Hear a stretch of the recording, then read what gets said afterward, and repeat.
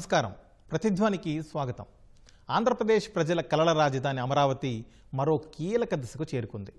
ఏకైక రాజధానిగా అమరావతి ఉండాలన్న ఆకాంక్ష, అక్కడి రైతుల ఉద్యమం ఫలితంగా రాజముద్రకు అడుగులు వేగంగా పడుతున్నాయి. ఆంధ్రప్రదేశ్ రాజధానిగా అమరావతికి చట్టబద్ధత కల్పించే ప్రక్రియ మొదలైంది. అందుకోసం అవసరమైన స్పష్టతలు తీసుకుంటోంది కేంద్ర న్యాయశాఖ. ఆంధ్రప్రదేశ్ పునర్విభజన చట్టం 2014 సవరణల విషయంలోనూ కసరత్తు జరుగుతున్నట్లు చెబుతున్నాయి రాష్ట్ర ప్రభుత్వ వర్గాలు. మిగిలింది కేంద్ర మంత్రివర్గం, పార్లమెంట్ ఆమోదం. ఈ పరిణామాలపై భూములిచ్చిన రైతులు, అమరావతి బాగుండాలని కోరుకున్న మేధావులు ఏమంటున్నారు? అసలు రాజధానికి చట్టబద్ధత అంటే ఏంటి? ఆ రాజముద్ర ద్వారా అమరావతికి కలిగే ప్రయోజనాలేంటి? ఆ బాటలో ఇంకా దాటాల్సిన దశలేంటి అనే అంశాలపై ఈరోజు ప్రతిధ్వని చర్చ చేపట్టింది. మన చర్చలో పాల్గొంటున్నవారు జె కిరణ్ గారు, రాజధాని ప్రాంత రైతు, జేఏసీ నాయకుడు; కందుల రమేష్ గారు, సీనియర్ పాత్రికేయులు, అమరావతిపై పుస్తక రచయిత; నర్రా శ్రీనివాస్ గారు, సుప్రీంకోర్టు న్యాయవాది.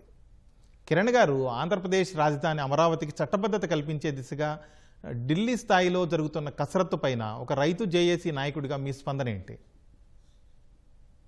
ముందుగా ఈటీవీ యాజమాన్యానికి, ప్రేక్షకులకి, అదేవిధంగా అమరావతి విధ్వంసం పుస్తక రచయిత, మా అందరి అభిమాని పాత్రులైన రమేష్ గారికి, పెద్దలు శ్రీనివాస్ గారికి, అందరికీ మా అమరావతి ప్రాంత రైతులు, ప్రజల తరపున నమస్కారాలు తెలియజేసుకుంటూ, ఈ అమరావతి అనేదానికి చట్టబద్ధత అనే అంశం మరి జగన్మోహన్ రెడ్డి గారి యొక్క దౌర్జన్యం, దాష్టికం, ఆయనకి ఆంధ్రప్రదేశ్ ప్రజల మీద లేనటువంటి ప్రేమ నుంచి పుట్టుకొచ్చిందే.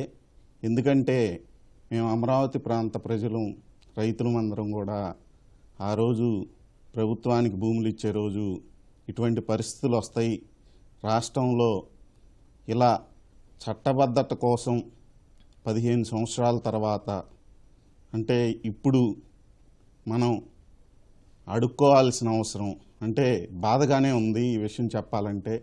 కేంద్రం దగ్గరికి వెళ్ళి అడిగి చేయించుకోవాలని పరిస్థితి మన రాష్ట్రానికి రావటం నిజంగా ఆంధ్రప్రదేశ్ ప్రజల యొక్క దురదృష్టం. ఎందుకంటే ఏ రాష్ట్రంలో లేనటువంటి పరిస్థితి ఇక్కడ ఏర్పడింది. ఆ రోజు మేము భూములు ఇచ్చేటప్పుడు కూడా అసెంబ్లీలో మరి తెలుగుదేశం, బీజేపీ, కాంగ్రెస్ పార్టీ, వైఎస్ఆర్సీపీ అసెంబ్లీలో ఉన్నారు. బయట ఉన్నటువంటి సిపిఐ, సిపిఎం, అనేక రాజకీయ పార్టీలు, అనేక సంస్థలు మద్దతు తెలిపిన మీదటే పార్టీలకు అతీతంగా మేమందరం భూములు ఇచ్చాం. ఆ రోజు మాకు తెలియదు ఇలాంటి ఒక క్లిష్టమైన, కష్టమైన పరిస్థితులు వస్తాయని. మరి ఆ తర్వాత ఏర్పడిన పరిణామ క్రమంలో మేము ఈ కూటమి ప్రభుత్వం చంద్రబాబు నాయుడు గారి ఆధ్వర్యంలో వచ్చినాక ఏప్రిల్ 30వ తారీఖు ఈ సంవత్సరం మోడీ గారు రాబోయే ముందు రైతులతో, కొంతమంది రైతులతో చంద్రబాబు గారు సమావేశమైన సందర్భంగా మేము ఈ విషయం అడిగాం. మరి ఈ అమరావతికి ఒక చట్టబద్ధత లేదు అనే కొంతమంది మాట్లాడుతూ ఉన్నారు. దానికి సంబంధించినటువంటి పూర్తి ఏర్పాట్లు ఏ విధంగా చేయాలో మరి మేము రైతులుగా మాకు తెలియదు కాబట్టి మేధావులు, ప్రభుత్వం అంతా ఆలోచించి ఈ కార్యక్రమాన్ని ముందుకు తీసుకెళ్లాలని మేము కోరటం జరిగింది. ఆ కోరిక మేరకు ప్రభుత్వం చర్యలు తీసుకోవటం, మరి రాష్ట్ర ప్రభుత్వం, ముఖ్యమంత్రి గారి చొరవ, అదేవిధంగా కేంద్రంలో ఉన్న మంత్రులందరి చొరవతో మరి ఈ కార్యక్రమం ముందుకెళ్తూ ఉంది. ఈ కార్యక్రమం గురించి, ఈ చట్టబద్ధత గురించి మాకు ఒక నెల రోజుల నుంచే రైతులుగా, స్థానిక రైతులుగా మాకు కొంత సమాచారం ఉంది. కానీ ఇక్కడున్నటువంటి ప్రతిపక్షం ఈ రాష్ట్రం మీద, మరి ముఖ్యంగా అమరావతి ప్రాంతం మీద ప్రేమ లేకుండా ఏ విధంగా విధ్వంసానికి గురి చేస్తున్నారో మాకు తెలుసు కాబట్టి మేము ఈ విషయాన్ని పెద్దగా బయటికి రానివ్వలేదు. అది ఎప్పుడైతే ప్రభుత్వ వర్గాల నుంచి బయటకు వచ్చిందో అప్పటి నుంచి ఈ అమరావతి చట్టబద్ధత మీద విషం గక్కుతుంది జగన్మోహన్ రెడ్డి గారి పార్టీ. దయచేసి మేమందరం కూడా ఇప్పటికి కూడా విజ్ఞప్తి చేస్తున్నాం, అమరావతి మీద విషం కక్కద్దండి. ఇది అమరావతి ఆంధ్రప్రదేశ్ యొక్క ప్రజల రాజధాని, ఇది భావితరాల రాజధాని. ఇటువంటి రాజధానికి ఒక చట్టబద్ధత కల్పించుకోవాల్సిన అవసరం రావటమే దురదృష్టకరం. కేంద్రం దగ్గరికి వెళ్ళి మనం రాష్ట్రంలో ఉన్న మనమందరం కలిసి నిర్ణయించుకున్న ఈ అమరావతి మీద ఇలాంటి పరిస్థితులు రావటం దురదృష్టం. అయినా కానీ మరి ఇటువంటి పరిస్థితుల్లో కేంద్రం చేస్తున్న కసరత్తును కానీ రాష్ట్ర ప్రభుత్వం యొక్క కృషిని కానీ మేము స్వాగతిస్తున్నాం.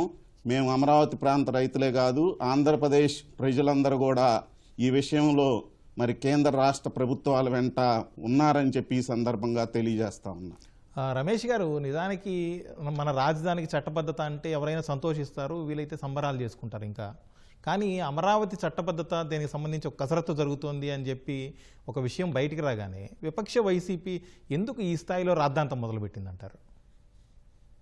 వాళ్ళకి మొదటి నుంచి వ్యతిరేకత ఉంది కాబట్టి ఆ వ్యతిరేకత మరొకసారి దీని ద్వారా వెల్లడైంది. అయితే ఇక్కడ చెప్పాల్సిన ఇంపార్టెంట్ పాయింట్ ఏమిటంటే, అసలు ఒక రాష్ట్ర రాజధానికి చట్టబద్ధత కల్పించడం అనేది ఏమీ లేదు నిజానికి మన రాజ్యాంగం ప్రకారం. స్వతంత్ర భారతదేశ చరిత్రలో ఇంతవరకు ఏ రాష్ట్ర రాజధానికి అటువంటి చట్టబద్ధత ప్రత్యేకంగా కల్పించడం అనేది జరగల. గెజెట్ నోటిఫికేషన్ ఇట్లాంటివేవో మాట్లాడుతూ ఉంటారు, అవేవి ఏ రాజధానికి లేవు.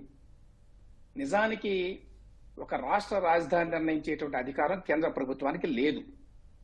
అది రాష్ట్ర ప్రభుత్వ పరిధిలోని అంశం. మరి ఎందుకు వచ్చింది ఈ పరిస్థితి ఇక్కడ అంటే, ఇప్పుడు మీరు అడిగారు వాళ్ళు ఎందుకు ఈ విధంగా దీన్ని ఇట్లా అల్లరి చేస్తున్నారు, ఇప్పుడేదో వెనక్కి వచ్చింది బిల్లు, ఇట్లాంటివన్నీ మాట్లాడుతున్నారు అని. అసలు ఈ బిల్లు పెట్టాలని లేక ఈ బిల్లును సవరించాలని అనేటువంటి ప్రతిపాదన ఎందుకు వచ్చింది? నేను ఇంతకుముందు చెప్పినట్టు కేంద్ర ప్రభుత్వానికి ఎటువంటి అధికారం లేదు. ఇన్ఫాక్ట్ ఇటువంటి బిల్లు ఒకటి కావాలి అని చంద్రబాబు నాయుడు గారి ప్రభుత్వం అడిగితే వాళ్ళు ఏం చెప్పారు ఢిల్లీలో, ఇంతవరకు అటువంటి చేయలేదు మేము, ఇది చేస్తే ఇదేమన్నా ప్రెసిడెంట్ అవుతుందేమో, కొత్త సాంప్రదాయం అవుతుందేమో అని చెప్పి అనుమానాలు వ్యక్తం చేశారు. అయినా కూడా ఇప్పుడు రాష్ట్ర ప్రభుత్వానికి కేంద్రంలో పలుకుబడి ఉంది కాబట్టి, ఎన్డీఏలో భాగస్వామి కాబట్టి తెలుగుదేశం కూడా వాళ్ళు ఒత్తిడి తీసుకొచ్చి నిజానికి ఈ సవరణ చేయిస్తున్నారు. ఈ మామూలుగా అయితే ఆ బిల్లును సవరణ చేయాల్సిన అవసరం కానీ, లేకపోతే కొత్తగా బిల్లును ప్రవేశపెట్టాల్సిన అవసరం కానీ, గెజెట్ నోటిఫికేషన్ లాంటివి కానీ అవసరమేమీ లేదు. అయితే ఎవరు ఊహించిన విధంగా జగన్మోహన్ రెడ్డి గారు తొలిసారిగా భారతదేశ చరిత్రలో ఒక రాష్ట్ర రాజధానిని మార్చాలి అని ఒక ప్రతిపాదన చేశాడు 3 రాజధానుల పేరుతోటి. దాంతో చాలా మందికి అనుమానం వచ్చింది. కొంతమంది అనుమానాలు రేకెత్తించారు, ఏమని, గెజెట్ నోటిఫికేషన్ ఉండాలి, అది ఉండాలి, ఇది ఉండాలని. ఇవేవీ అవసరం లేదు. అయినా కూడా ప్రజల్లో ఒక రకమైన ధైర్యాన్ని నింపటానికి, రైతుల్లో ధైర్యాన్ని నింపటానికి, దాంతోపాటు పెద్ద ఎత్తున ఇన్వెస్ట్మెంట్స్, పెట్టుబడులు తీసుకురావాలి అమరావతికి అనేటువంటి ఒక ఆలోచన ఉంది. సో వీళ్ళందరికీ కూడా కొంత ధైర్యాన్ని కల్పించాల్సిన అవసరం ఉంది. ఇదేంటి మళ్ళీ ప్రభుత్వం మారితే మళ్ళీ మారుతుందా రాజధాని అని? ఇటువంటిది గతంలో ఎప్పుడు జరగల, మొదటిసారిగా జరుగుతోంది. అందువల్ల దీన్ని ఏ విధంగా మనం ఎదుర్కోవాలని చెప్పి ఆలోచించి మన ఏపీ రీఆర్గనైజేషన్ యాక్ట్ ఏదైతే ఉందో అందులో ఈ సెక్షన్ 5లో మెన్షన్ చేశారు. అది ఎందుకు మెన్షన్ చేశారు? ఉమ్మడి రాజధానిగా హైదరాబాద్ ఉంటుంది అనే మాట వాడాల్సి వచ్చింది. లేకపోతే రాజధాని గురించి ఆ చట్టంలో అసలు ఉండేది కాదు. ఇది మన చట్టంలో సెక్షన్ 5, ఇది సెక్షన్ 5లో ఏమన్నారు ఒకసారి చదువుతాను. Hyderabad to be common capital for states of Telangana and Andhra Pradesh అని రాశారు. ఎందుకు? ఉమ్మడి రాజధానిగా ఉండాలి కాబట్టి. సో ఇది హైదరాబాద్ అనేది ప్రస్తుతం ఆంధ్రప్రదేశ్ లో ఉన్నది. ఇది shall be common capital of the state of Telangana and state of Andhra Pradesh for such period not exceeding 10 years. అందరికి తెలుసు 10 ఏళ్ల పాటు ఉండాలని చెప్పారు. రెండో పాయింట్ ఏమన్నారంటే, Hyderabad shall be the capital of the state of Telangana అన్నారు ఈ 10 ఏళ్ల తర్వాత. ఎందుకన్నారు ఈ మాట? 10 ఏళ్ల పాటు ఉమ్మడి రాజధానిగా ఉంటుంది కాబట్టి ఆ తర్వాత నుంచి తెలంగాణకు రాజధానిగా కొనసాగుతుంది అన్నారు. లేకపోతే ఈ చట్టంలో అసలు రాజధాని ప్రస్తావనే ఉండకూడదు. ఓకే, ఆ సందర్భంలో ఆ మాట అన్నారు కాబట్టి, ఆంధ్రప్రదేశ్ రాజధాని అనే మాట ఇందులో వాడలేదు కాబట్టి దీన్ని ఒక అలుసుగా తీసుకొని మళ్ళీ భవిష్యత్తులో ఎవరైనా రాజధాని మార్పు లేక 3 రాజధానులు 30 రాజధానులు ఇట్లాంటి ప్రతిపాదనలు ఏమైనా తీసుకొస్తారేమో అనేటువంటి భయంతో ఇప్పుడు ఈ చట్ట సవరణకి పూనుకున్నారు. అంతకు మించి దీనికి వేరే అవసరం లేదు. చట్టపరంగా అయితే అవసరం లేదు. ఇది ఓన్లీ ఏంటంటే మనం ఇంకా కొంచెం ధైర్యంగా ఉండటానికి, భవిష్యత్తులో ఎవరు దీన్ని కెలకుండా ఉండటానికి, జోక్యం చేసుకోకుండా ఉండటానికి ఈ ప్రయత్నం జరుగుతోంది. సో ఈ ప్రయత్నాన్ని కూడా ఇదేదో కేంద్ర ప్రభుత్వం వెనక పంపించింది, తిరిగి పంపించేసింది అన్నట్టుగా కొంత అల్లరి చేయడానికి ప్రయత్నించారు, కానీ అందులో ఏమీ వాస్తవం లేదు.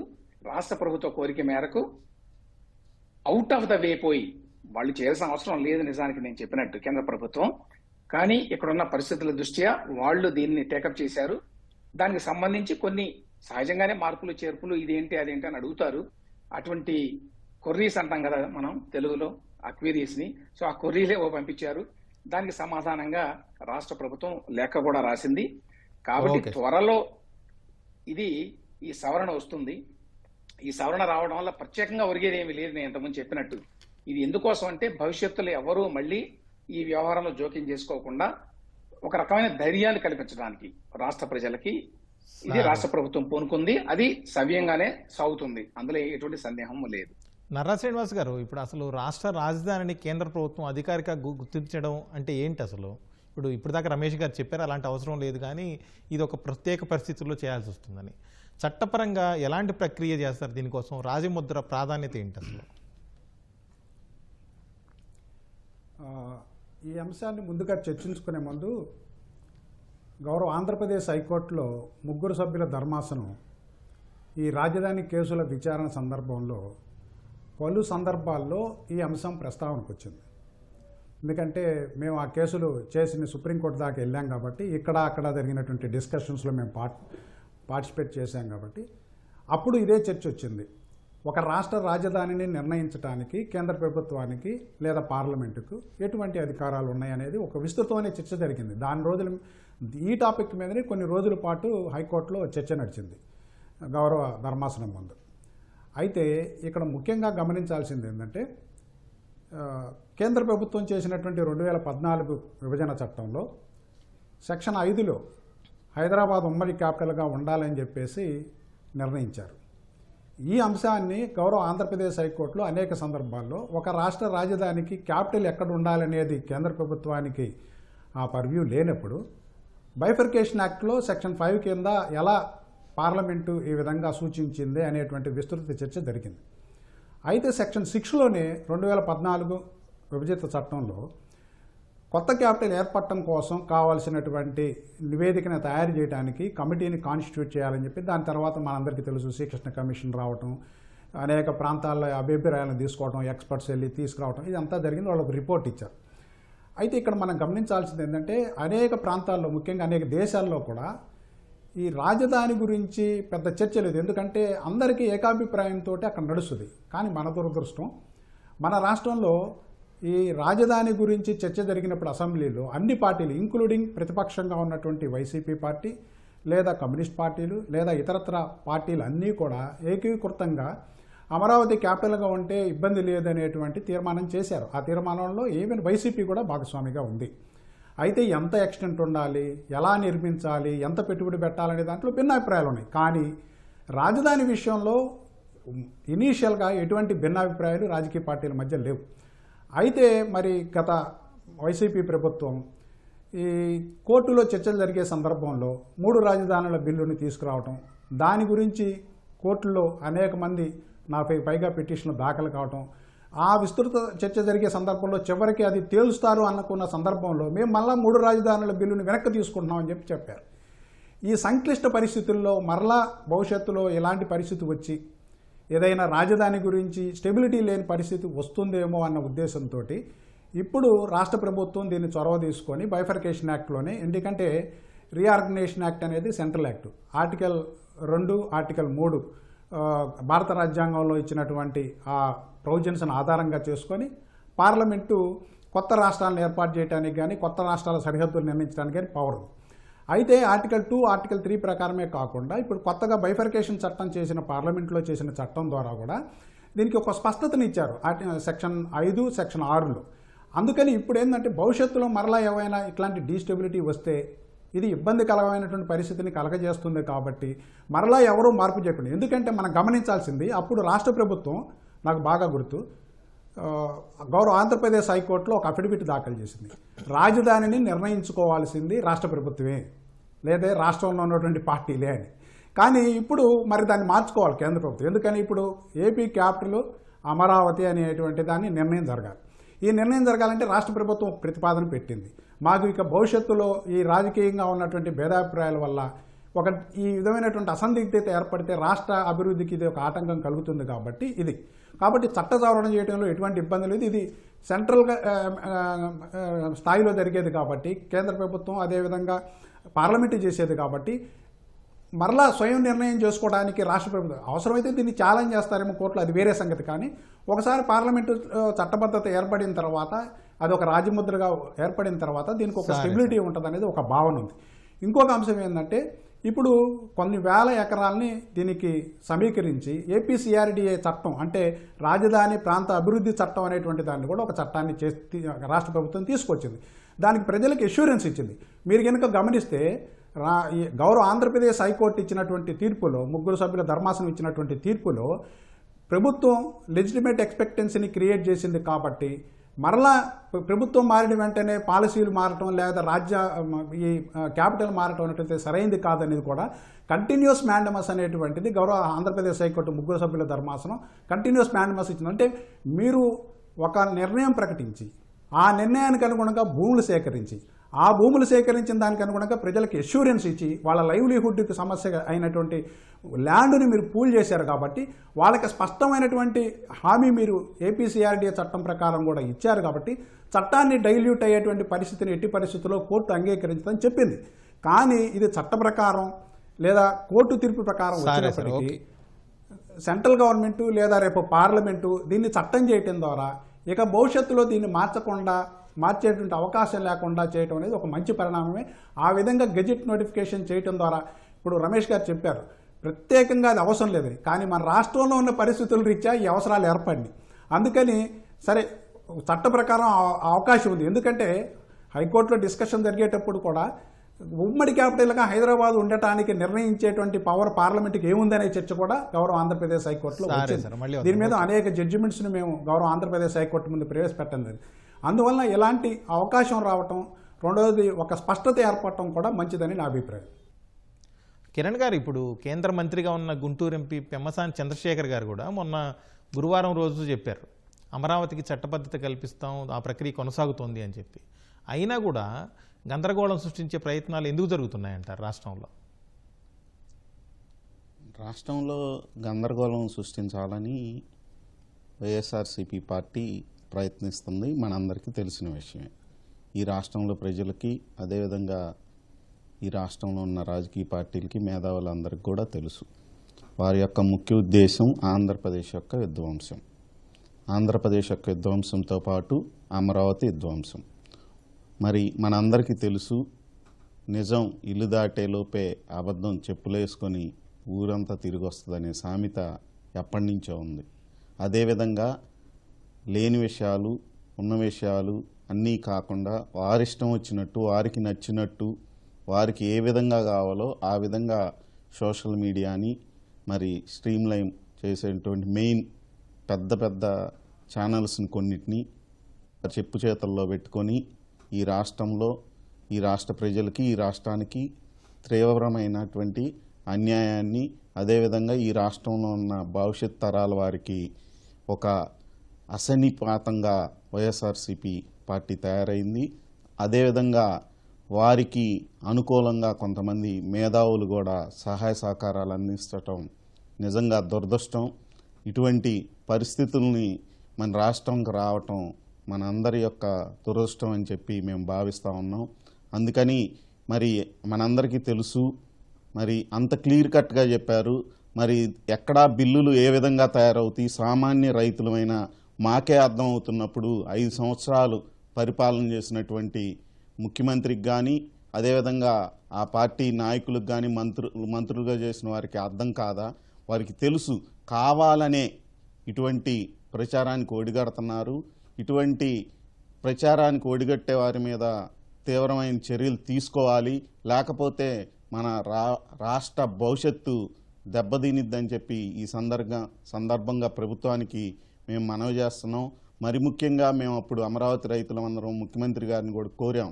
ఒకటేంటంటే బిల్లు ఎలా పెట్టాలి, ఏం చేయాలనేది టెక్నికల్గా మేధావులు మీరు చూసుకోండి. దాంతోపాటు మేము ఒకటి అడిగాం, మాకు ఈ 5 సంవత్సరాల పాటు జగన్ ప్రభుత్వంలో కేసులను ఎలా ఎదుర్కోవాలి, ఎలా బెయిల్ తెచ్చుకోవాలి, ఎలా కేసుల్లో గెలవాలి, ఎలా పోరాడాలి, ఇవన్నీ నేర్చుకున్నాం. వాటిని దృష్టిలో పెట్టుకొనే మేము కూడా కొన్ని విషయాలు ముఖ్యమంత్రి గారి దృష్టికి తీసుకెళ్ళాం. ఏంటంటే, ఒకటి, కేంద్రంలో మాకంటే మన ఆంధ్రప్రదేశ్కి అవసరమైనటువంటి అమరావతి మీద ఒక స్థిరమైన భవిష్యత్తులో మార్చలేనటువంటి ఒక చట్టబద్ధత అవసరం ఉంది. అదేవిధంగా హైకోర్టులో మరి అమరావతి ప్రాంత రైతులు మేమందరం కూడా కలిసి వివిధ సంఘాల తోడ్పాటుతో మేము హైకోర్టులో విజయం సాధించటం, ఆ విజయం సాధించినప్పుడు సుప్రీంకోర్టుకి కూడా జగన్మోహన్ రెడ్డి గారి ప్రభుత్వం వెళ్ళి హైకోర్టులో ఇచ్చిన తీర్పుని స్టే ఇవ్వమని అడగటం, సుప్రీంకోర్టు స్టే ఇవ్వటానికి నిరాకరించటం. ఆ కేసు ఇప్పటికి కూడా సుప్రీంకోర్టులో పెండింగ్లో ఉంది. ఆ పెండింగ్లో ఉన్న సుప్రీంకోర్టులో ఉన్నటువంటి కేసు మీద రాష్ట్ర ప్రభుత్వం కూడా స్పందించి హైకోర్టు ఇచ్చిన తీర్పుకి ఎటువంటి మార్పులు చేర్పులు లేకుండా హైకోర్టులో ఎలా అయితే అమరావతికి అనుకూలంగా తీర్పు వచ్చిందో అదేవిధంగా తీర్పు రావటానికి అవసరమైన ఏర్పాట్లు ప్రభుత్వం తరపున చేస్తే బాగుంటుందని చెప్పి కూడా మేము కోరటం జరిగింది. అంటే టెక్నికల్గా అవి సాధ్యం అవుతాయో లేదో మాకు తెలియదు, కానీ సామాన్య భూములు ఇచ్చిన రైతులుగా మేము కోరటం జరిగింది. ఈ రెండు విషయాల మీద ఒక స్పష్టత వస్తే మేము మానసికంగా ధైర్యంగా ఉంటాం. అదేవిధంగా అమరావతి కలకాలం ఉంటుంది, ఈ రాష్ట్రం భావితరాల భవిష్యత్తు కూడా బాగుంటుందని మా అభిప్రాయం. అందువల్ల దయచేసి మళ్ళీ అందరికీ విజ్ఞప్తి చేస్తున్నాం, తెలుసో తెలియకో ఎవరన్నా అమరావతి ప్రాంతం మీద కానీ అమరావతి బిల్లు విషయంలో మరి దుష్ప్రచారాలు చేస్తే మానవలసిందిగా మనవి చేస్తా ఉన్నాం. రమేష్ గారు, ఇప్పుడు బిల్లు రూపకల్పన మీద ఇంకా కేంద్ర న్యాయశాఖ కసరత్తులు చేస్తుంది. ఇప్పటికి కూడా వాళ్ళు కొన్ని డౌట్స్ అడిగారు, దానికి సంబంధించి రాష్ట్ర ప్రభుత్వం జవాబులు పంపుతుంది. ఇంతకుముందు మీరు కూడా ప్రస్తావించిన విషయాలు. ఇది ఇంకా ఈ కసరత్తు దశలో ఉండగానే ఇప్పటికి ఇంతలోనే ఈ తప్పుడు ప్రచారాలు మొదలు పెట్టడాన్ని ఏ విధంగా అర్థం చేసుకోవాలి? ఏముందండి, ఇంతకుముందు చెప్పినట్టుగా నేను వాళ్ళకి వ్యతిరేకత ఉంది కాబట్టి ఆ వ్యతిరేకత ప్రతిఫలిస్తుంది. సమాచారం ఏంటి, ఢిల్లీ నుంచి ఈ బిల్లు గురించి కొన్ని అడిగారు వాళ్ళు, కొన్ని వివరణలు. ఇది ఎందుకంటే ఇది పూర్తిగా ఆంధ్రప్రదేశ్కి సంబంధించింది, కేంద్ర ప్రభుత్వానికి సంబంధించింది కాదు. వీళ్ళు అడిగారు కాబట్టి వాళ్ళు చేస్తున్నారు. నాకు తెలిసి అడిగిన కొత్తల్లో వాళ్ళు కొన్ని అనుమానాలు వ్యక్తం చేశారు. అసలు మేము చేయొచ్చా, కేంద్ర ప్రభుత్వానికి అధికారం ఉన్నదా, ఇది ఒక రాష్ట్ర రాజధాని ఫలానా అని చెప్పడానికి. ఇవన్నీ చెప్పినప్పుడు వీళ్ళు ఫలానా కారణం చేత మేము అడుగుతున్నాము, మా కోరిక మేరకు మీరు చేయండి, ఇది కేంద్ర ప్రభుత్వానికి అధికారం లేదు నిజానికి ఎక్కడ అనేది. రాష్ట్ర ప్రభుత్వం అమరావతి రాజధానిగా నిర్ణయిస్తూ మేము మీకు సమాచారం ఇస్తున్నాం కాబట్టి మీరు ఆ బిల్లులో పెట్టండి అని అడిగారు. దాని ప్రకారం తయారైంది బిల్లు. అయితే సహజంగా కొన్ని అనుమానాలు ఉంటాయి. ఎప్పటి నుంచి అమరావతి ఆంధ్రప్రదేశ్ రాష్ట్రానికి రాజధానిగా ప్రకటించాలి? 2015 ఏప్రిల్లో కదా అమరావతికి శంకుస్థాపన జరిగింది. మరి అప్పటి నుంచా, ఎప్పటి నుంచి ఏమిటి అని ఆ అనుమానాన్ని నివృత్తి చేయడానికి వాళ్ళు ఇక్కడికి రాష్ట్ర ప్రభుత్వానికి పంపించారు. ఎందుకంటే దీనికి సంబంధించి అన్ని నేపథ్యం వాళ్ళకి తెలియదు కదా పూర్తిగా. పంపిస్తే వీళ్ళు దానికి సమాధానం ఆల్రెడీ చెప్పినట్టుగా ఇవాళ ఈనాడు పేపర్లోనే వచ్చింది కదా. ఏమని ముఖ్యమంత్రి గారు లేఖ రాశారు, 2024 జూన్ నుంచి, అంటే ఉమ్మడి రాజధానిగా 10 సంవత్సరాల పాటు ఉంటుంది కాబట్టి ఆ 10 సంవత్సరాల కాల పరిమితి అయిపోయింది కాబట్టి ఇక ఎటువంటి అడ్డంకులు లేవు. రాష్ట్రానికి అప్పటి నుంచి ఫలానా ప్రదేశం రాజధాని అని చెప్పుకోవచ్చు. సో ఆ రకంగా 2024 జూన్ నుంచి అని చెప్పి ఆ బిల్లులో పెట్టండి అని చంద్రబాబు నాయుడు గారు లేఖ రాశారు కేంద్రానికి అని వార్త వచ్చింది. ఇందులో కొంపల మునిగింది ఏమీ లేదు. కానీ దీనికి సంబంధించి కొన్ని అనుమానాలు ఉంటే వాటిని నివృత్తి చేసుకోవడానికి వాళ్ళు రాష్ట్ర ప్రభుత్వాన్ని అడిగితే దానిని వక్రీకరించి ఇదేంటో బిల్లుని వెనక పంపించారు. బిల్లుని వెనక పంపించడానికి ఆ బిల్లు రాష్ట్ర ప్రభుత్వానికి కాదు, అంటే రాష్ట్ర ప్రభుత్వం ప్రపోజ్ ఏమి చేయదు బిల్లుని. ఆ బిల్లు ఆల్రెడీ కేంద్ర ప్రభుత్వం చేసిన విషయం మనకు తెలుసు. చట్టం కేంద్ర ప్రభుత్వమే చేస్తుంది, కానీ దాని ఇంట్రెస్టెడ్ పార్టీ ఆంధ్రప్రదేశ్ కాబట్టి వీళ్ళని వివరణ అడిగారు. ఆ వివరణ తీసుకొని ఆ ప్రకారం అందులో పెడతారు. ఆ తర్వాత వాస్తవానికి ఈ సమావేశాల్లోనే అవ్వాల్సింది. ఇటువంటి కొన్ని అనుమానాలు ఇవన్నీ ఉండటం వల్ల వాటిని నివృత్తి చేసుకొని సరే. ఈ బిల్లు మళ్ళీ సక్రమంగా రావాలి కదా బయటికి చట్టంగా. అందుచేత కొంచెం టైం తీసుకుంటున్నారు. అందువల్ల ఈసారి కాకపోవచ్చు, తర్వాత సమావేశాల్లో బహుశా ఆమోదం పొందవచ్చు అని చెప్తున్నారు ఇప్పుడు.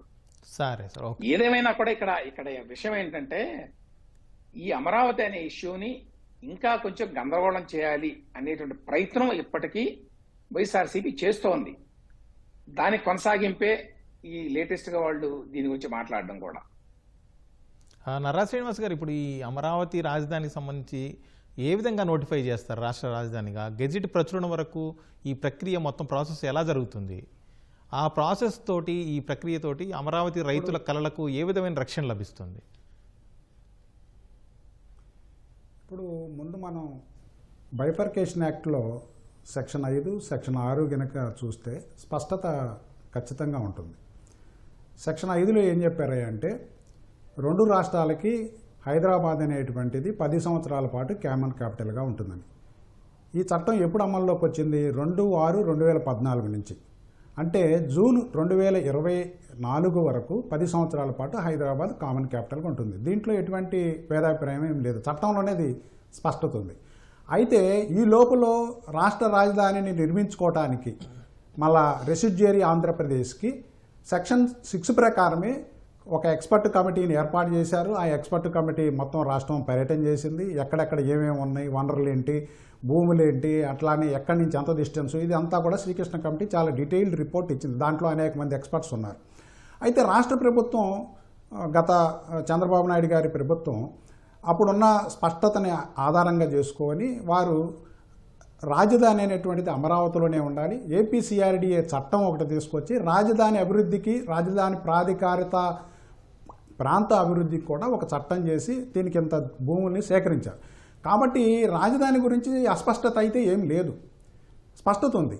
దానికి ప్రత్యేకంగా ఏపీ ప్రభుత్వం కూడా ఏపీసీఆర్డీఏ చట్టం చేసుకుంది. సెక్షన్ 6 ప్రకారం కూడా రెసిడ్యూరీ ఆంధ్రప్రదేశ్కి రాజధాని ఏర్పాటు చేసుకోమని కూడా చెప్పారు అక్కడే. అయితే ఇప్పుడు తేడా ఎక్కడొచ్చింది అంటే, గతంలో అమరావతిని రాజధానిగా అంగీకరించినటువంటి వైసీపీ పార్టీ ఇప్పుడు రాజధానిగా అమరావతిని అంగీకరించము, మేము 3 రాజధానులు కావాలని పెట్టడంతో అస్పష్టత వచ్చింది. మిగతా ఏ రాజకీయ పార్టీ కూడా అమరావతిని రాజధానిగా వద్దు అని మాత్రం ఎవరు అనలేదు, మిగతా రాజకీయ పక్షాలు, అనేక పక్షాలు. అందువల్ల ఇప్పుడు చట్టమైనటువంటి ఇది ఒక స్పష్టత వస్తే భవిష్యత్తులో కూడా దీనికి ఎటువంటి చేంజ్ లేకుండా కేంద్ర ప్రభుత్వ ఆధీనంలో లేదా పార్లమెంట్ ఆధీనంలో ఉంటుంది అనేది ఒక అభిప్రాయం. అది జరుగుతుంది. అయితే మనం ఇక్కడ గమనించాల్సింది ఏంటంటే, రాజధానిని రాష్ట్ర ప్రభుత్వమే నిర్ణయించుకోవాలి. గతంలో కేంద్ర ప్రభుత్వం అఫిడవిట్ కూడా మన హైకోర్టుకు సమర్పించింది. అయితే ఇప్పుడు రాష్ట్ర ప్రభుత్వం వాలంటరీగా అడుగుతుంది కదా, మేము రాజధానికి దీనికి కట్టుబడి ఉన్నాం కాబట్టి మీరు దీనిని చట్టంలో మార్పు చేసేసి గెజెట్ ఇవ్వండి అని అన్నారు. దీంట్లో తప్పేమీ లేదు ఈ ప్రాసెస్లో. కాబట్టి ఆ విధమైనటువంటి ప్రాసెస్ని అంగీకరించడం ద్వారా పార్లమెంటు చట్టంలోనే దాన్ని మార్పు చేయడం ద్వారా మరలా రాష్ట్ర ప్రభుత్వం రేపు ఒక ఈ ప్రభుత్వం కాదు ఇంకొక ప్రభుత్వం, లేదా ఆ ప్రభుత్వం కాదు ఇంకో ప్రభుత్వం మారినా మరలా మేము రాజధానిని మారుస్తాం అనేటువంటి అవకాశం లేకుండా ఒక క్లియర్ ప్రొవిజన్ అనేటువంటిది చట్టంలో ఉంటుంది. అది పార్లమెంటు చేస్తుంది. ఆ విధమైనటువంటి అంశం చట్టంలో ఉండటం ద్వారా మరలా కొత్తగా మార్పులు చేయడానికి, చేర్పులు చేయడానికి అవకాశం ఉండదు అనేది. దీన్ని గెజెట్ చేయించుకోవడం ద్వారా కేంద్ర ప్రభుత్వం కూడా రేపు నిధులు ఇవ్వడానికైనా లేకపోతే ఇంకొక వనరులు సమీకరించుకోవడానికైనా ఒక స్పష్టత ఉంటుంది అనేటువంటిది దీని అభిప్రాయం. మీకు ఇంకొక ఉదాహరణ చెప్తాను. గతంలో దిశా చట్టం చేశారు వైసీపీ ప్రభుత్వం, కానీ ఆ దిశా చట్టంలో పోలీస్ స్టేషన్లు కూడా ఏర్పాటు చేశారు. కానీ దిశా చట్టం రాష్ట్రపతి ఆమోదం పొందలేదు. కారణం ఏంటి? లా అనేటువంటిది కేంద్ర ప్రభుత్వం, రాష్ట్ర పరిధిలో కొన్ని సెంట్రల్ యాక్ట్లు, కొన్ని స్టేట్ యాక్ట్స్ ఉంటాయి. కొన్ని సందర్భాల్లో సెంట్రల్ యాక్ట్కి అమెండ్మెంట్ చేసేటప్పుడు రాష్ట్ర ప్రభుత్వం ఖచ్చితంగా రాష్ట్రపతి ఆమోదం తీసుకోవాలి. మరి అది ఇప్పటికీ చట్టం కాలేకపోయింది దిశా చట్టం. అందుకని ఇలాంటి సంప్రదింపులు అనేక చట్టాల్లో జరుగుతూ ఉంటాయి. అది ఒక పెద్ద ఇష్యూ కాదు.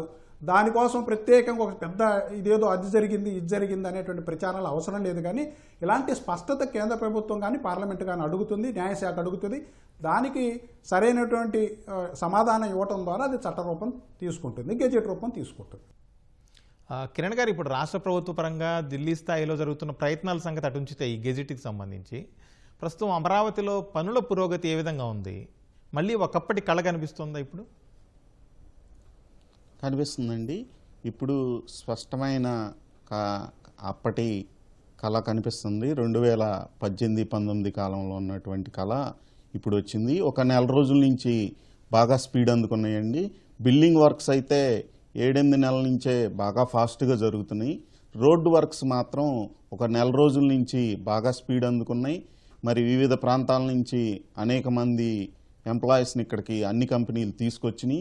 అదేవిధంగా కొండవీటి వాగుని వెడల్పు చేయటం, ఈ బ్లూ అంటే ఏదైతే మన బ్లూ కారిడార్ ఉందో ఈ రాజధాని ప్రాంతంలో ఉన్నటువంటి ప్రవహించే కాలువలు ఉన్నాయో వాటన్నిటికీ సంబంధించినటువంటి పనులు దరిదాపుగా 80% పూర్తయింది. బిల్డింగ్ వర్క్స్ చాలా ఫాస్ట్గా జరుగుతున్నాయి.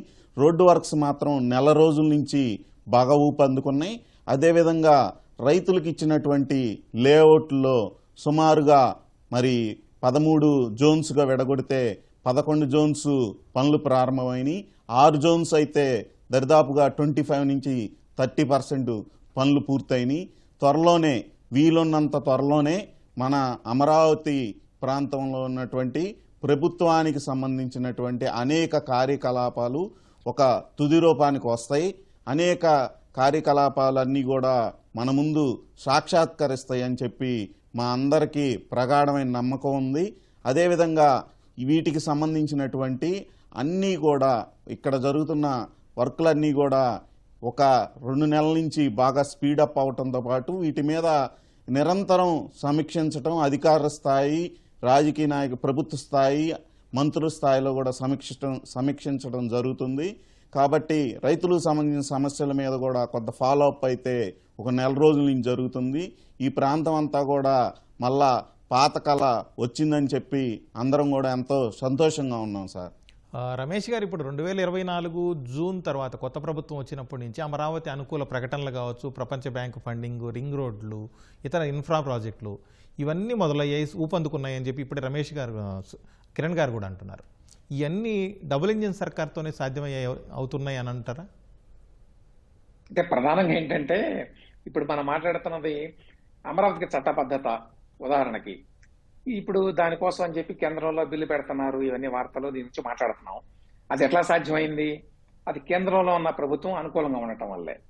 లేకపోతే కేంద్ర ప్రభుత్వానికి పనే లేదు, దీంతో సంబంధమే లేదు. రాష్ట్ర ప్రభుత్వం వాళ్ళని అడిగింది కాబట్టి, రిక్వెస్ట్ చేసింది కాబట్టి వాళ్ళు ఒప్పుకున్నారు. ఎందుకంటే 2 ప్రభుత్వాల మధ్య మంచి సంబంధాలు ఉన్నాయి కాబట్టి. అదేవిధంగా వెనక్కి వెళ్ళిపోయింది, అసలు ఇక్కడ చాలా ఘోరాలు నేరాలు జరిగినాయి అమరావతిలో, అందుకని ప్రపంచ బ్యాంకు అంతకుముందు ఇస్తామన్నటువంటి ఆ రుణాన్ని ఇవ్వకుండా వెనక్కి వెళ్ళింది అని ప్రచారం చేశారు అప్పట్లో. అది అబద్ధం అనుకోండి. అబద్ధం అని చెప్పి నేను చాలాసార్లు చెప్పాను, రాశాను కూడా. జగన్మోహన్ రెడ్డి గారి ప్రభుత్వం మాకు ఇటువంటి ఆసక్తి లేదు అమరావతి మీద అని చెప్తే వాళ్ళు వెనక్కి వెళ్ళారు. అటువంటి వెనక్కి వెళ్ళిన వాళ్ళు మళ్ళీ వచ్చారు. రావడం కాదు, ఈసారి ఏంటి, అంతకుముందు 2,000 కోట్లు 3,000 కోట్లు రుణం, అది ఈసారి అందరికీ తెలుసు. ఈసారి భారీ ఎత్తున 15,000 కోట్లు. దాంతో పాటుగా కేంద్ర ప్రభుత్వం గ్యారంటీ ఇస్తోంది, రాష్ట్ర ప్రభుత్వం కాదు. రాష్ట్ర ప్రభుత్వానికి సంబంధం లేకుండా కేంద్ర ప్రభుత్వమే ఆ బాధ్యతని తలకెత్తుకొని వాళ్ళ చేత ఇప్పిస్తోంది ఇప్పుడు. దాంతో పాటు హడ్కో లాంటి చాలా సంస్థలు, ఏడీబీ కూడా ఉందనుకుంటా ఇందులో, ఏషియన్ డెవలప్మెంట్ బ్యాంక్ కూడా. వీళ్ళందరూ ఇంత త్వరితగతిన ఈ రుణాలు ఇస్తున్నారు అంటే ఖచ్చితంగా దానికి కేంద్ర ప్రభుత్వ సహకారం ఉంది, అందులో సందేహం లేదు. కేంద్ర ప్రభుత్వ సహకారం ఉండటం వల్ల చాలా పనులు అవుతున్నాయి ఇప్పుడు, చాలా ఫాస్ట్ ట్రాక్ లో. ఆ రకంగా పోయినసారికి ఈసారికి అది పెద్ద తేడా. ఎందుకంటే 2014-19 మధ్యకాలంలో 2015లో అమరావతిని రాజధానిగా ప్రకటించిన తర్వాత ఎన్డీఏ ప్రభుత్వంలో భాగస్వామిగా ఉన్నా కూడా అప్పుడు తెలుగుదేశం పార్టీ ఇంత మంచి సంబంధాలు అప్పుడు లేవు. ఆ తర్వాత 2018 నుంచి ఇద్దరి మధ్య విభేదాలు రావటం, వాటి కారణంగా కూడా రాజకీయపరమైన కారణాల వల్ల కూడా అమరావతి పురోగతి అప్పట్లో మందగించిన మాట వాస్తవం. ఇప్పుడు అన్ని రకాలుగా అన్ని శకనాలు బాగున్నాయి నిజం చెప్పాలంటే అమరావతికి. అందుకనే ఇంత భారీ ఎత్తున పనులు అవుతున్నాయి. ఇంతకుముందే కిరణ్ గారు చెప్పారు కదా, భారీ ఎత్తున పనులు అవుతున్నాయి. జనం కొంచెం ముందు నిరుత్సాహపడ్డారు, అనుకున్నంత ఫాస్ట్ గా కావడం లేదని. అనేక కారణాల వల్ల, చాలా మందికి తెలియని చాలా సమస్యలు ఉండటం వల్ల అంతకుముందు కొన్ని టెండర్లు ఇవ్వడం, కొంతమంది పనులు చేపట్టడం, అవన్నీ మధ్యలో ఆగిపోవడం, వాటన్నిటిని పరిష్కరించుకుంటూ రావడానికి కూడా టైం పట్టింది. సో మొత్తం తుప్పునంతా వదిలించుకొని మళ్ళీ కొత్తగా పనులు ప్రారంభించడానికి కొంత టైం పట్టింది. కానీ వాతావరణం అనుకూలంగా ఉండటం, అన్ని రకాలుగా, మరీ ముఖ్యంగా కేంద్ర ప్రభుత్వ సహకారం కూడా బాగా ఉండటం ఈసారి చాలా కలిసి వస్తోంది. కాబట్టి ముందు ఈ రాష్ట్ర ప్రభుత్వం ఏ నిర్ణయం తీసుకున్నా కూడా అమరావతికి సంబంధించి కేంద్ర ప్రభుత్వం మద్దతు ఉంటుంది అనేటువంటి గ్యారంటీ కూడా ఉంది ఇవాళ. ఆ కారణం చేత అనుకున్నట్టుగానే అమరావతిలో పనులు జరుగుతాయని చెప్పి అనుకుంటున్నాను నేను. శ్రీనివాస్ గారు, ఇప్పుడు రాజధానికి చట్టబద్ధంగా నోటిఫై చేయడం ద్వారా ఈ రైతుల ఆశలకు రక్షణతో పాటు అభివృద్ధి లేకపోతే పెట్టుబడులకు సంబంధించి ఎలాంటి ఊతం లభించే అవకాశం ఉందంటారు? ఖచ్చితంగా అండి. ఎందుకంటే ఏపీసీఆర్డీఏ చట్టంలోనే రైతులకి లేదా భూమిని ఎవరైతే సాక్రిఫై చేసి 26,000 మంది రైతులు ఇచ్చారో 35,000 ఎకరాలని, వారికి ఒక స్పెసిఫిక్ అష్యూరెన్స్ అనేది ఇవ్వటం జరుగుతుంది. చట్టంలో ఇచ్చారు. ఆ తర్వాత కౌలు సాలుసరి కౌలు ఇవ్వటం జరిగింది. అనేకమైన బెనిఫిట్స్, ఫ్లాట్స్, అభివృద్ధి చెందిన ఫ్లాట్స్ని ఇవ్వటం జరిగింది. అయితే ఇంటర్నల్ ఇన్ఫ్రాస్ట్రక్చర్ డెవలప్ కావడంతో 10 ఏళ్ళ ఎక్కడ వేసిన గొంగళి అక్కడే ఉంది. అయితే ఇప్పుడు ప్రభుత్వం దీన్ని ప్రయారిటీ బేస్లో తీసుకోవాలి. ముందు ఎమ్యూనిటీస్ ఏవైతే ఉందో కోర్టు చెప్పింది, మేము కంటిన్యూస్ మ్యానమస్ చేస్తాం కాబట్టి మీరు స్పెసిఫిక్గా రైతులకి ఏవైతే వాగ్దానాలు ఇచ్చారో, భూమి సాక్రిఫైస్ చేసిన వాళ్ళకి ఏవైతే వాగ్దానాలు ఇచ్చారో వాటిని టైం బౌండ్గా చేయమంది. అయితే కోర్టు ఇచ్చినటువంటి టైం బౌండ్ ప్రకారం సాధ్యమా కాదా అనేటువంటిది ప్రభుత్వం ఇది విచక్షణ కాబట్టి 6 నెలల్లో టైం బౌండ్ పెట్టింది, కొన్నిటికి సంవత్సరంలో టైం బౌండ్ పెట్టింది. ఇప్పటికైనా వర్క్ ఇప్పుడు ప్రోగ్రెస్గా నడుస్తుంది. మేము రోజు హైకోర్టుకి వెళ్తా ఉన్నాం. అనేకమైనటువంటి వర్క్స్ ఎక్కువ మంది ఎంప్లాయీస్ని అక్కడ డిప్యూట్ చేసి చేస్తూ ఉన్నాం. ఇది ఒక మంచి పరిణామం. వీటితో పాటు ఇతరత్ర అభివృద్ధి, పెట్టుబడులు సహజంగా ఏంటంటే రాష్ట్రంలో పెట్టుబడులు అభివృద్ధి జరగటానికి రాజకీయ పార్టీలన్నీ కలిసికట్టుగా ప్రయత్నం చేయాలి. మన రాష్ట్రంలో వచ్చిన ఒక ఇబ్బంది ఏంటంటే ఈ విధమైనటువంటి కలిసికట్టుగా చేసుకునేటువంటి పరిస్థితి రాజకీయ పార్టీల్లో స్పష్టంగా లేదు, ముఖ్యంగా ప్రతిపక్షంలో లేదు. ఈ పరిస్థితుల వల్ల ఏమవుతుందంటే ఈ డీస్టెబిలిటీ వల్ల ఎవరైనా పెట్టుబడులు తీసుకురావాలన్నా రావాలన్నా సరే కొంత వాళ్ళు అనుమానపడి రేపు మళ్ళీ మనకేమవుతుందో, మన పెట్టుబడులకు రక్షణ ఎక్కడ ఉంటుందో అనేటువంటిది అనుమానపడుతున్నారు. అయితే ఇప్పుడు ఏదైతే ఇప్పుడు కేంద్ర ప్రభుత్వం సహకరిస్తుంది అంటున్నారు కాబట్టి విభజన చట్టంలో అనేక హామీలు ఉన్నాయి. పోలవరానికి సంబంధించి కానీ ఇంకో అనేకమైన రాజధానికి సంబంధించి కూడా నిధులు ఇవ్వడానికి సంబంధించి వీటిని కేంద్ర ప్రభుత్వం సత్వరం తీసుకొచ్చి కేంద్ర ప్రభుత్వం దగ్గర నుంచి డబ్బులు తీసుకొచ్చి ఆ విధంగా రాజధాని సత్వరం కంప్లీట్ చేయడం ద్వారా అభివృద్ధి పనుల్ని, పెట్టుబడుల్ని తీసుకురావడం ద్వారా comprehensive development, overall comprehensive development అనేటువంటిది రాజధానిలో జరిగితే అది రాష్ట్రం మొత్తానికి ఊతం ఇస్తుంది. రాష్ట్రంలో మిగతా డెవలప్మెంట్కి ఇది ఒక ఊతం ఇవ్వడానికి అవకాశం ఉంది. కాబట్టి ఈ రకమైనటువంటి స్పెసిఫిక్ టార్గెట్ ఓరియంటెడ్గా మనం ఎప్పుడో చేయటం కాకుండా ఇప్పుడే చేద్దాం అనేటువంటి టార్గెట్ ఓరియంటెడ్గా కేంద్ర ప్రభుత్వాన్ని కూడా ఒప్పించి మెప్పించి బైఫర్కేషన్ చట్టంలో ఉన్నటువంటి అనేక అంశాలని, ముఖ్యంగా మనకి వాళ్ళు కొన్ని వాగ్దానాలు చేశారు బైఫర్కేషన్ చట్టంలో, వాటిని కూడా తీసుకురావడం ద్వారా ఈ ప్రాంత అభివృద్ధిని అదేవిధంగా రాజధాని అభివృద్ధిని సాధ్యం చేయడానికి అవకాశం ఉంటుంది. రెండోది, రైతులు చాలా నష్టపోయారు. ఇప్పటికీ 10 సంవత్సరాల నుంచి వాళ్ళ భూమి మొత్తం కోల్పోయింది, వాళ్ళు ఉపాధి కోల్పోయారు. వాళ్ళకి ఏ విధమైనటువంటి మళ్ళా అదనపు బెనిఫిట్లు ఇస్తారనేటువంటిది కూడా ప్రభుత్వం నిర్ణయం చేసి ఖచ్చితంగా, ఎందుకంటే చాలామంది భూములు ఇయటమే కాకుండా కేసులు ఎదుర్కొన్నారు. కాబట్టి వాళ్ళకి న్యాయం చేసి ఆ కేసులు తీసేయటం, వాళ్ళకి అదనపు ప్రయోజనాలు కలగజేయడం అనేటువంటి దాని మీద రాష్ట్ర ప్రభుత్వం, కేంద్ర ప్రభుత్వం దృష్టి సారించాలి. కిరణ్ గారు, ఇప్పుడు ప్రస్తుతం రాజధాని అమరావతి ప్రాంతంలో 2వ విడత భూ సమీకరణకు కూడా రాష్ట్ర ప్రభుత్వం సిద్ధమైంది. అలాగే ఆల్రెడీ ప్రకటన కూడా చేశారు. దానికి సంబంధించి అక్కడ రైతులకు కూడా ఈ చట్టబద్ధత ప్రక్రియ ఏదైతే జరుగుతుందో ఇప్పుడు 2వ విడత భూ సమీకరణ చేయబోయే ప్రాంత రైతులకు కూడా ఇది ఒక భరోసా అనుకోవచ్చు ఈ ప్రక్రియ సాగడం? ఈ ప్రక్రియ ఇక్కడున్న రైతులకి ఎంత అవసరమో 2వ విడత భూ సమీకరణ చేసే రైతులందరికీ కూడా అది అవసరం. వారు మరి ముఖ్యంగా అప్పుడు మాకు తెలియలా ఇలాంటి ఒక రాక్షస పాలన వచ్చింది, జగన్మోహన్ రెడ్డి గారు వస్తారు, ఇలా దోబూచులు ఆడతారు. ఆ రోజు అన్ని పార్టీల వాళ్ళు ఉన్నారు కదా, అక్కడ రైతుల్లో కూడా అన్ని పార్టీల వాళ్ళు ఉంటారు కదండి, మీ అందరికీ తెలిసిన విషయమే. రైతులు కానీ ప్రజలు ఎక్కడున్నా కూడా అక్కడ అన్ని కులాలు, అన్ని పార్టీలు ఉంటాయి. అసెంబ్లీలో అన్ని పార్టీలు కూడా ఏకగ్రీవంగా ఆమోదించినాక ఇలాంటి ఇబ్బంది వస్తుందని మా ప్రాంత రైతులు మేము ఊహించలేదు. కానీ గత 5 సంవత్సరాల్లో ఇటువంటి సంఘటనలు జరిగినాక మరి ఇప్పుడు భూ సమీకరణకి ఏ గ్రామాలు అయితే ప్రకటించారో ఆ గ్రామాల్లో మరి ప్రభుత్వం వెళ్ళినప్పుడు తప్పనిసరిగా వారి నుంచి దీనికి సంబంధించిన ప్రశ్నలు వస్తున్నాయి. ఆల్రెడీ చాలా గ్రామాల రైతులు మమ్మల్ని అడగటంతో పాటు ప్రభుత్వాన్ని కూడా అడుగుతున్నారు. కాబట్టి ఇది తప్పనిసరి. అంటే ఇందాక మేధావులు 2 ఉన్నారు మన ప్యానెల్లో, వారిద్దరూ అభిప్రాయాల మీద గౌరవిస్తూ వారి అభిప్రాయాల మీద మాకు కూడా మంచి నమ్మకం ఉంది.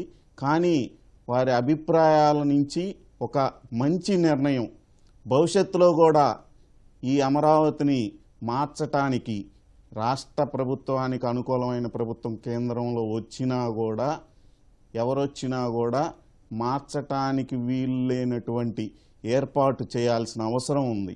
ఎందుకంటే ఇది కేవలం రాష్ట్ర ప్రభుత్వం వారి సొంత డబ్బులతో ఏర్పాటు చేస్తున్నటువంటి రాజధాని కాదు. ఈ ప్రాంత ప్రజలు, ఈ ప్రాంత రైతులు తరతరాల నుంచి ఉన్నటువంటి ఆస్తిని రాష్ట్రంలో రాజధాని కోసం పణంగా పెట్టినటువంటి భూమి ఇచ్చినటువంటి రైతులకు కూడా సంబంధించినటువంటి విషయం అని చెప్పి అందరూ విజ్ఞతతో ఆలోచించి మరి సానుకూలమైన నిర్ణయం, ఒక మంచి నిర్ణయం మరి విభిన్న అభిప్రాయాల నుంచి రావాలని చెప్పి కూడా మేము కోరుకుంటున్నాం. తప్పనిసరిగా రెండో విడత భూ సమీకరణకు వచ్చేటటువంటి రైతులు మరి ముఖ్యంగా ఈ విషయం మీద అడుగుతూ ఉన్నారు. మీ దృష్టికి కూడా ఈ పాటికి వచ్చే ఉంటుంది. రాబోయే రోజుల్లో కూడా ఇంకా స్పష్టంగా మీడియా వాళ్ళకు కూడా అందరికి, ప్రజలందరికి కూడా తెలుస్తుంది. వీటన్నిటిని దృష్టిలో పెట్టుకునే ప్రభుత్వం ముందుకెళ్తుంది. రాష్ట్ర ప్రభుత్వం, కేంద్రం ప్రభుత్వం కూడా సానుకూలంగా స్పందిస్తుంది. మా ప్రాంత ఎంపీ గారు కూడా దీని గురించి స్పష్టంగా తెలియజేయటం జరిగింది. ఈ సమావేశంలో కాకపోతే తదుపరి సమావేశంలో కూడా అయినా కూడా బిల్లు అయ్యే అవకాశం ఉంది. దానిలో కూడా ఇంకా మంచి స్పష్టత ఉంటే అందరికీ మంచిదనేటువంటి మా అభిప్రాయం, మా పొరుగునున్నటువంటి రైతుల అభిప్రాయం కూడా అదేనని ఈ సందర్భంగా తెలియజేస్తా ఉన్నా. రమేష్ గారు, ఇప్పుడు అమరావతికి సంబంధించి ప్రభుత్వ పరంగా ఇస్తున్న ఈ మద్దతు ఏదైతే ఉందో ఇది ప్రైవేటు పెట్టుబడుల వాతావరణం దీనివల్ల ఏ విధంగా బలపడే అవకాశం ఉంది? అలాగే గడిచిన ఏడాదిన్నరగా జరుగుతున్న పురోగతి మీద మీ రివ్యూ ఏంటి?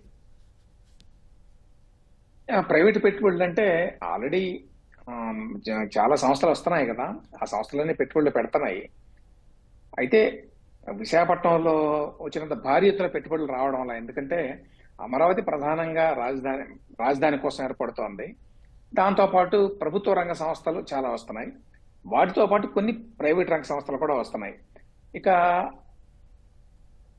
అమరావతి క్వాంటమ్ వ్యాలీ వస్తుంది, అందరికీ తెలుసు. ఇవన్నీ కూడా కొంచెం టైం పడతాయి. కాబట్టి అంటే ప్రైవేట్ రంగంలో పెట్టుబడులు కూడా వస్తాయి, కానీ విశాఖపట్నంతో పోల్చుకుంటే ఖచ్చితంగా అమరావతికి రావడంలో కొంత టైం పడుతుంది. ఎందుకంటే అక్కడ ఇంకా మౌలిక సదుపాయాలు కూడా ఏర్పడలేదు కదా. ఇప్పుడే చెప్పారు కిరణ్ గారు, రోడ్లు ఇవన్నీ కూడా ఇప్పుడు మొదలుపెట్టారు. ఈ సంవత్సరాల కాలంలో ఎట్లా ఉంది అంటే, నిజం చెప్పాలంటే ఇనీషియల్ గా అంటే తొలి దశలో అందరూ నిరుత్సాహపడ్డారు, అనుకున్నంత వేగంగా పనులు జరగడం లేదని అనేక కారణాల వల్ల. ఎందుకంటే ఈ ఫైనాన్షియల్ టైఅప్స్ జరగడం ఇదంతా కూడా టైం పట్టింది. మిగతా చాలా సమస్యలు కూడా ఉన్నాయి, వాటన్నింటినీ కూడా పరిష్కరించుకుంటూ వచ్చారు. ఆ కారణం చేత కూడా కావచ్చు టైం పట్టింది. దానికి తోడు మధ్యలో వర్షాలు కూడా వచ్చినాయి. ఇప్పుడు పనులు స్టార్ట్ అయినాయి. ప్రధానమైన సమస్య ఏంటంటే మౌలిక సదుపాయాల కల్పన, ముఖ్యంగా రోడ్లు. ఆ రోడ్ల పని ఇప్పుడే స్టార్ట్ చేశారు. త్వరితగతిన కనుక కొంతవరకు రోడ్లు నిర్మాణం పూర్తయితే అప్పుడు ప్రైవేట్ పెట్టుబడిదారుల్లో కూడా నమ్మకం ఏర్పడుతుంది. వాళ్ళకి రాజధాని ఉంటుందా ఉండదా అనేటువంటి భయం ఇప్పుడు ఉంది అని చెప్పి నేను అనుకోను. వాళ్ళకి కావాల్సింది ఏమిటంటే మౌలిక సదుపాయాలు, రోడ్లు లాంటివి. ఇప్పుడు ఎస్ఆర్ఎం కాలేజీ ఉంది, యూనివర్సిటీ ఉంది, అక్కడ ఇప్పటికీ రోడ్డు లేదు. ఈ మధ్య వెళ్ళొచ్చాను నేను అక్కడికి, ఇప్పటికీ రోడ్డు లేదు అక్కడ. బహుశా వేస్తారేమో ఇప్పుడు. అలా రోడ్లు అవి లేనప్పుడు వాళ్ళు ఇంతకాలం పాటు మరి ఆ విద్యా సంస్థలు నడిపి ఇబ్బందులు పడుతున్నారు కదా, మిగతా వాళ్ళు భయపడతారు. అందుకని రోడ్లు, నీళ్లు, కరెంటు ఇట్లాంటి మౌలిక సదుపాయాలన్నీ ఏర్పడితే అప్పుడు నేను అనుకుంటాను పెద్ద ఎత్తున ప్రైవేట్ రంగంలో పెట్టుబడిదారులు వస్తారు, సంస్థలు కూడా వస్తాయి. ఇప్పుడు ఆల్రెడీ బ్యాంకులు, ఇతరత్ర ప్రైవేటు ప్రభుత్వ రంగ సంస్థలు చాలా మొదలుపెట్టినాయి నిర్మాణం. ఒక సంవత్సరంలో ఇది ఒక కొలికి వచ్చేటువంటి అవకాశం ఉంది. నారాయణ గారికి కూడా తెలుసు అనుకుంటాను, మంత్రి గారికి, ఏంటంటే కొంత అసంతృప్తి ఉంది, చాలా మందిలో అనుకున్నంత వేగంగా పనులు జరగలేదు అని. కానీ ఇప్పుడు తప్పకుండా స్పీడప్ చేస్తాము, త్వరితగతం చేస్తాము అనేటువంటి మాట ఈ మధ్య ప్రతి విలేకరుల సమావేశంలో మాట్లాడుతున్నాడు ఆయన. ఆ ప్రకారం గనక ఒక 5-6 నెలల్లో కొన్ని రోడ్లన్న నిర్మాణం పూర్తి చేసుకుంటే గానీ అమరావతిలో ప్రజలకు నమ్మకం ఏర్పడదు పనులు బాగా జరుగుతున్నాయని. ఓవరాల్ గా చెప్పాలి అంటే ప్రభుత్వం వైపు నుంచి ఆలోచిస్తే చాలా చేశారు వాళ్ళు అమరావతికి సంబంధించి ఈ సంవత్సరాల కాలంలో. కానీ ప్రజల దృష్టి నుంచి చూస్తే ఏంటంటే ఈ వెనక చాలా సమస్యలు ఉన్నాయి కాబట్టి ఈ సమస్యల పరిష్కారానికి టైం పట్టింది కాబట్టి దాన్ని సహజంగా మనం అర్థం చేసుకోలేం కాబట్టి ఆశించిన స్థాయిలో లేదేమో ఇంకా ఆ పురోగతి పనుల్లో అనేటువంటి కొంత అసంతృప్తి అయితే ఉన్నమాట వాస్తవం. Okay sir. నర్రా శ్రీనివాస్ గారు, ఇప్పుడు ఒక న్యాయవాదిగానే కాకుండా మీరు ఇంతకాలంగా అక్కడ పరిణామాలను చూస్తున్నారు, ఈ కేసుల్లో పార్టిసిపేట్ చేశారు న్యాయవాదిగా, అలాగే ఆ ప్రాంత వాసిగా చెప్పండి, అమరావతి భవిష్యత్తు ఏ విధంగా ఉంటుంది అని అనిపిస్తుంది మీకు? ఖచ్చితంగానండి. ఇప్పుడు ఒకటి మనం ఇప్పుడు దాకా డిస్కస్ చేసుకున్నటువంటి అంశాల్లో ఒక స్పష్టత ఏంటంటే రాజకీయపరమైనటువంటి ఏకాభిప్రాయం ఉండాలి. అది రాష్ట్రంలో దురదృష్టవశాత్తు మరి మనం డెమోక్రసీలో ఉన్నాం, మనం విభిన్న అభిప్రాయాలు ఉండొచ్చు, కానీ ఒక పాలసీ డెసిషన్ తీసుకున్న తర్వాత ఆ పాలసీ డెసిషన్కి రాజకీయ పార్టీలన్నీ సహకరించాలి. మన రాష్ట్రంలో ఆ పొలిటికల్ ఐడెంటిటీ, పొలిటికల్ యూనిఫామిటీ లేకపోవడం వల్ల ఈ సమస్యలు వస్తున్నాయి. అందుకని రాజ్యాంగ స్పిరిట్ తోటి, చట్ట స్పిరిట్ తోటి రాజకీయ పార్టీలు యాక్ట్ చేయాల్సిన అవసరం ఉంది. ఇంకొక అంశం ఏంటంటే రాజధాని ఏరియాలో మౌలిక సదుపాయాల రీత్యా ఇప్పుడు రమేష్ గారు చెప్పినట్టు వేగంగా అభివృద్ధి జరగాలి. ఇప్పటికీ హైకోర్టుకు వెళ్ళడానికి సరైనటువంటి రోడ్ లేదు, సెక్రటేరియట్కి వెళ్ళడానికి సరైనటువంటి రోడ్ లేదు. ఇప్పుడిప్పుడే ఈ 2 నెలల నుంచి కొంచెం పురోగతి, మంచి పురోగతి ఉంది. అయితే అనేకమైనటువంటి ఎడ్యుకేషన్ ఇన్స్టిట్యూషన్స్ వచ్చినాయి. SRM institution, VIT university, KL university, Vignan university, ఇలాగ అనేక, నాగార్జున విశ్వవిద్యాలయం, అట్లనే ఎయిమ్స్, ఇలాంటి చాలా సంస్థలు వచ్చినాయి. ఇంకా కొత్తగా లా యూనివర్సిటీ వస్తుంది, బార్ కౌన్సిల్ది. అంటే ఒక ఎడ్యుకేషన్ హబ్గా అమరావతి తీర్చిదిద్దబడతా ఉంది. దీంతోపాటు ఇప్పుడు వచ్చేటువంటి ఈ డేటా ఇన్నోవేషన్స్, ఈ ప్రాజెక్టులు, అదేవిధంగా ఈ హోటల్స్, బ్యాంకింగ్ రంగం, ఇవన్నీ రావటం ద్వారా ఖచ్చితమైనటువంటి పురోభివృద్ధి భవిష్యత్తులో జరుగుతుందనేటువంటిది మనకు ఒక ఆశాభావం ఉంది. అయితే ఎప్పటికప్పుడు సమీక్ష చేసుకొని రివ్యూ చేసుకోవటం ద్వారా, ఈ అభివృద్ధిని వేగవంతంగా చేయటం ద్వారా, ముఖ్యంగా మౌలిక వస్తువుల్ని, డ్రైనేజ్ వ్యవస్థ, ఎలక్ట్రిసిటీ వ్యవస్థ, రోడ్ల వ్యవస్థని స్పష్టంగా తీసుకురావటం ద్వారా వేగవంతమైన అభివృద్ధి సాధిస్తే ఖచ్చితంగా మన రాష్ట్రం కూడా ఇది ఒక ఊతం, మన రాష్ట్ర అభివృద్ధికి కూడా రాజధాని అభివృద్ధి అనేటువంటిది అవినాభావ సంబంధంగా డెవలప్ అవడానికి అవకాశం ఉంది. వీటితో పాటు కొన్ని లక్షల మంది ఈరోజు స్టూడెంట్స్ ఉన్నారు.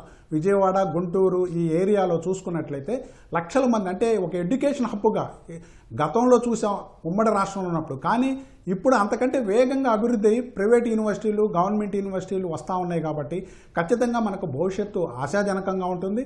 అయితే రాజకీయ పార్టీలు కూడా భేదాభిప్రాయాలు మరిచి మాలాంటి వాళ్ళని మేము కోరుకునేది ఏంటంటే చట్టాన్ని గౌరవించి, రాజ్యాంగాన్ని గౌరవించి అందరం కలిసికట్టుగా నడవాలి. మన భేదాభిప్రాయాలను పక్కన పెట్టి రాజకీయంగా ఎలక్షన్లప్పుడు చూసుకోవాలి తప్ప మిగతా సందర్భాల్లో అన్ని రాజకీయ పార్టీలు అభివృద్ధి మీద దృష్టి పెట్టి పరస్పరం సహకరించుకొని ఒక డెమోక్రటిక్ అట్మాస్ఫియర్ని డెవలప్ చేసుకోవాలి. తద్వారా ప్రజల అభివృద్ధి, రాష్ట్ర అభివృద్ధి సాధ్యమవుతుంది. అలాంటి దానికోసం రాజకీయ పార్టీలందరూ ఏకాభిప్రాయంతో ఉంటుండాలని మేము కోరుకుంటాము. శ్రీనివాస్ గారు, ఇప్పుడే మీరు అన్నారు, అలాగే కిరణ్ గారు కూడా చెప్పారు, 2-3 నెలలుగా చూస్తే పనులు చాలా ఊపందుకున్నాయి, వేగంగా జరుగుతున్నాయని చెప్పారు. రోడ్లకు సంబంధించి కావచ్చు, బిల్డింగ్లకు సంబంధించి. ఇప్పుడు ఈ పరిస్థితిని బట్టి చూస్తే ఇదే ఊపు కొనసాగితే ఎంతకాలంలో ఒక షేప్ రావచ్చు అంటారు అక్కడ? ఖచ్చితంగా ఒక 1 ఇయర్లో మనకి, ఎందుకంటే ఈ హైవేకి కనెక్టివిటీ రోడ్లు అనేటువంటిది రావటం ద్వారా, అలాగనే ఇప్పుడు రైలు ప్రాజెక్టులు కూడా తీసుకోవడానికి ముందుకొచ్చింది ప్రభుత్వం, కేంద్ర ప్రభుత్వం కూడా సహకరిస్తూ ఉంది. ఈ రైలు ప్రాజెక్టులు, అదేవిధంగా ఈరోజు వెస్ట్ బైపాస్ ఒక 10-15 రోజుల్లో వెస్ట్ బైపాస్ మనకి అందుబాటులోకి రాబోతుంది. వెస్ట్ బైపాస్ వచ్చిన తర్వాత డైరెక్ట్గా మన ఈ ఎయిర్పోర్ట్కి కనెక్టివిటీ పెరగబోతూ ఉంది.